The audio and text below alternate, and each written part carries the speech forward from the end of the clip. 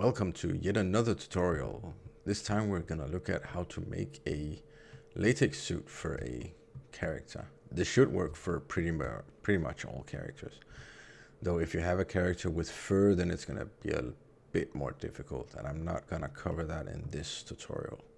But this is more or less the end result we're gonna try to achieve. We're not gonna make all the seams and all that, though. That's you can look at my latex seam tutorial for how to do that. It's the same with the pattern here on the back. Follows the same principle. Also the pattern underneath here, same as the seams. You just need the actual alpha image to do it. But anyway, let's get to it. It's actually really easy. So let's delete this. So we just have the normal character underneath. Then what we're gonna do is we're gonna go to the vertex groups here. Vertex groups. We're gonna create a latex mask group here. And yes, this is on the original character. Then we're gonna go to the modifiers and add a mask modifier. We're gonna use this latex mask. Then we have nothing. So let's just reverse this so that we can see what we're doing. So now we have the original character set up more or less as we want it. We'll get back to it after we make the suit. So now we're just gonna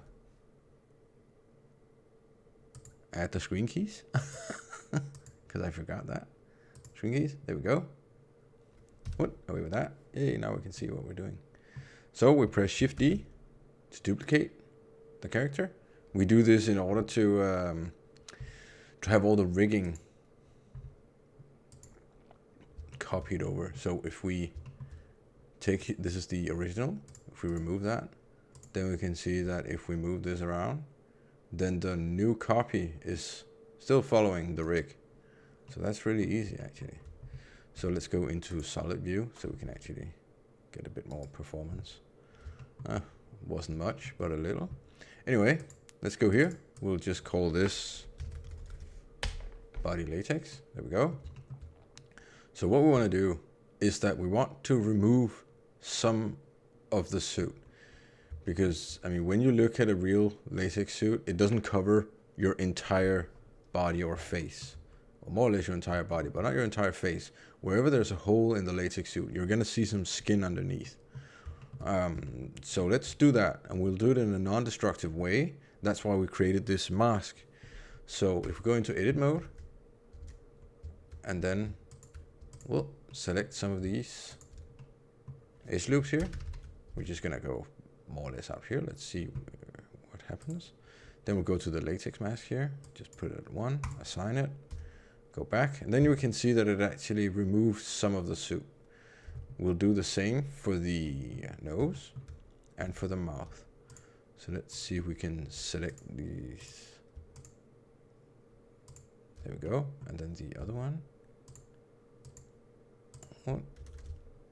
And I'm selecting the innermost edge loop because then I can just press Ctrl+. We want less. And then it just selects the next vertex that's next to the one we have selected. And we'll assign this. So if we go out of edit mode, then we can see that we have a hole. Yeah. And then we need the mouth as well. We'll go into island select mode, then press L, because then it selects the entire mouth. This only works because there are seams. So whenever you press L, it selects the entire mesh within the seam. So here we'll just select the eyebrow, and here it'll select the side. But anyway, if you go to the mouth again, press L, assign it. Whoa. Then we can see again that his mouth is gone. Oh no. Anyway, we'll enable the original again. So now we can see that we're actually seeing the original mesh here. So if we go into render view, then we can see, we can't really see it yet. So let's go to the latex here and then add a solidify modifier. And 0.05 works here, and we'll have an offset of 1, so it extends instead of goes into the mesh. Whoop. There we go. Now we can see that we have this outline. So now it actually already looks like he's wearing something. You can see this, I don't know what we're gonna call it, overlay, whatever. And also down here, we should be able to see it. You can see that we have his original mesh behind the new mesh. So if we go to the materials tab and then ensure that we have this selected, the suit, we just remove everything. There we go. So now we can really see it, because now it doesn't have any material. So now we can really see his skin underneath. So now what we want to do is we actually want to select the inverse of this selection in the original. So in order to do that, we have to do it manually. Yay. Else I should probably have done it some other way. Should have started with this one, maybe. That could have worked. But anyway, let's see if we can enable this so we can see everything we're doing. It's really difficult to see. I can see that. Let's remove his eyes for now so we can just see what we're doing here. This and this. And we want to do like this. This. And then we want to select his nose. Let's go out of the selection mode and select the inner parts of his nose, if we can get it to work. This is some of the fiddly stuff that you have to do.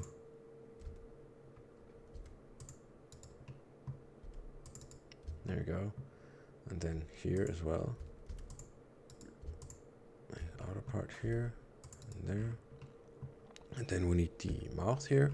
There we go. Something like this. And I think we're gonna need one more here. There we go. So that we overlap it.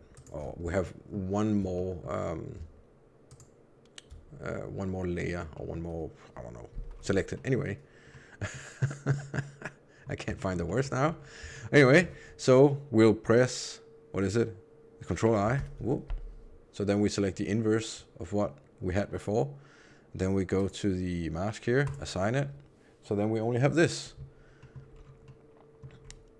So when we actually view the body here, then we can see that it's still not really working.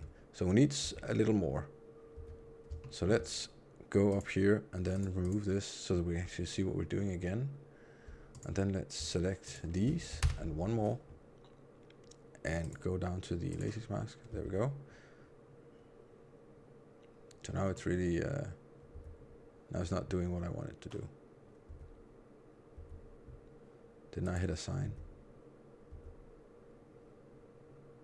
Let's go up here, see if it's, there we go. But what's it doing now underneath? It's not doing what we want. It's doing the opposite of what we want. Let's see, what do we have selected? Oh yeah, of course, I have to remove it from the selection, not add it to the selection. So we're gonna do this, we're gonna remove this. Then we're gonna go back here. We're gonna invert it again. There we go. Then let's put on the latex again. So now we can see that it actually fits. And we want probably one more loop here, just to be sure that we're not gonna see any holes in the mesh. If I can get the right one selected here. I'm gonna remove that. And then down here, we wanted this one and one more, and remove that. There we go. Now it's beginning to look as it's supposed to. So let's take the nose as well. Just take one more loop here. Take it around there and around there, and then remove that. There we go. So now it looks like this. And we do this in order to avoid that when we are moving the mesh around, sometimes you're gonna get a point where something from the original mesh, from the mesh underneath, is gonna stick out, because at some point you're gonna try to do some editing in the mesh, and then you're gonna have to edit both of them, and one of them is not really gonna be as exactly like the other one, and then you're gonna get these points that are gonna stick out from underneath. And when we do this mask, then we avoid that, because if we look at it now, this is the only parts that can actually stick out from the original mesh. And if that happens, then it's easier to fix than if it's the whole mesh that has the problem. So anyway, let's quickly go into the material. Just give it a basic material. I'm not going to go through how to do that or how to make a real latex material. You can look at my what's the latex seams tutorial. I made a basic material there.